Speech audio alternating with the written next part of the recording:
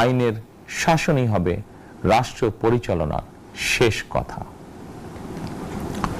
প্রিয় দেশবাসী, আগামীকাল থেকে সারা দেশে শুরু হতে যাচ্ছে পবিত্র মাহে রমাদান।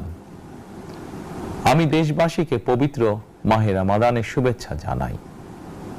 রমাদান আত্মশুদ্ধির মাস।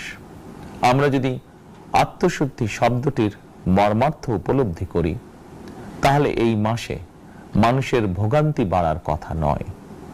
যদিও আমাদের অনেকের মধ্যেই এই মাসটিকে ঘিরে ব্যবসায় অধিক মুনাফা লাভের প্রবণতা লক্ষণীয়।